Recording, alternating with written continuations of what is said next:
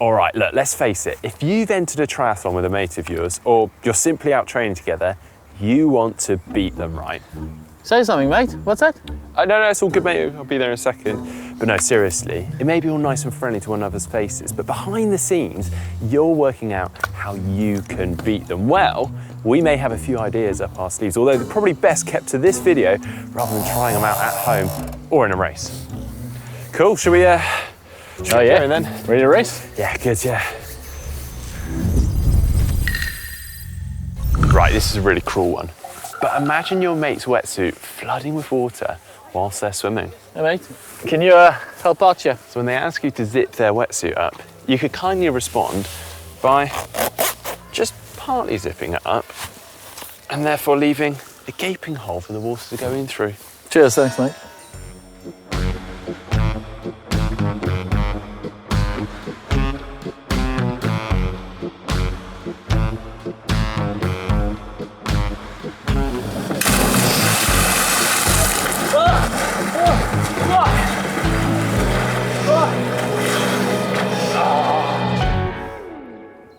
And if you didn't manage to do that prior to the swim, you could always hunt them down during the swim and then gently give their cord a little pull and unzip it and then swim away very fast.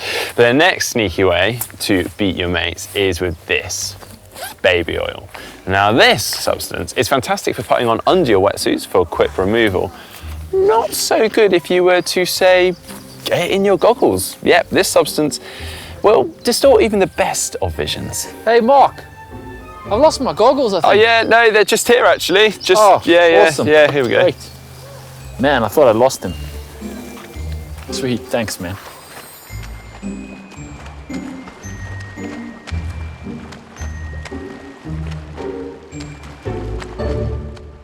Oh, sorry, didn't see there. Sorry, this way. And then, let's not forget transition. This is a place rough with opportunities for sabotage. It sounds simple, but something as easy as clipping up the helmet while they're not looking is enough to confuse and disorient them when they come out the water, all flustered.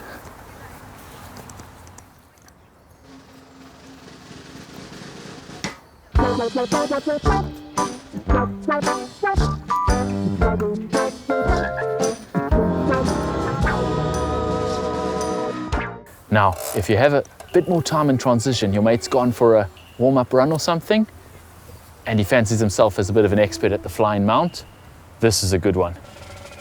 Just quickly, swap his left and right shoes.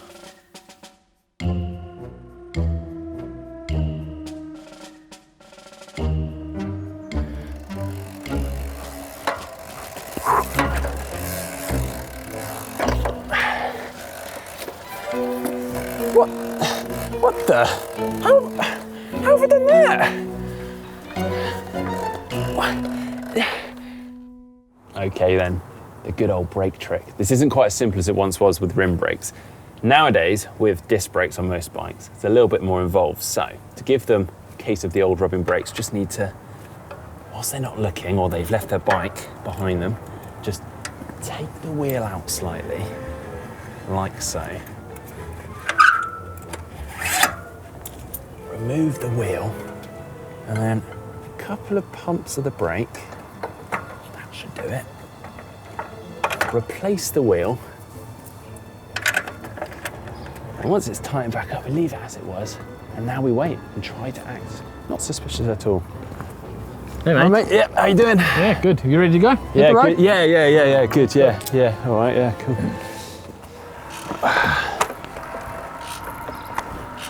All right, mate, come on. Oh, hey, What's good?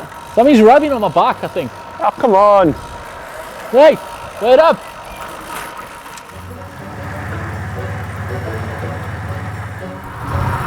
Do you ever have those days where you're just really not feeling it? And really don't fancy taking a turn on the front and your mate is just riding strong. So, heck, just leave him out there.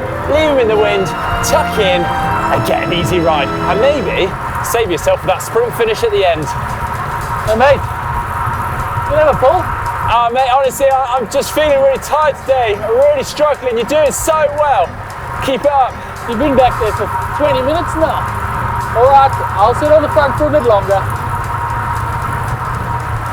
Now, if you suspect that your mate might be fudging his fatigue a little bit, there is one thing you can do. You've seen the Tour de France guys do it, and it's a good skill to have in an Ironman. You've got to practice going to the bathroom on the bike.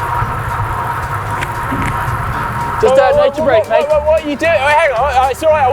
I'm coming to the front. I'm taking a turn. Oh, okay. So I'll take a turn. Oh, thanks, mate. It's all good. Feeling better now. Feeling a lot much better. Now, if that's a little bit too mean and you don't want to actually ruin his race, you could try something a little bit more subtle. In the craziness that's before the race, he could easily just drop this in here. Or it could be sabotage.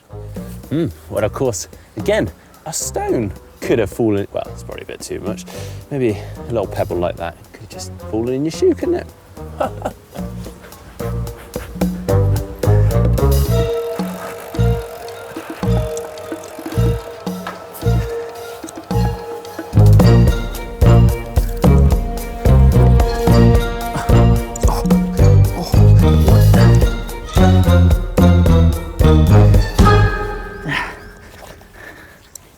But if you barely have any time at all, there's still one little sabotage that you could do on your way to swim start.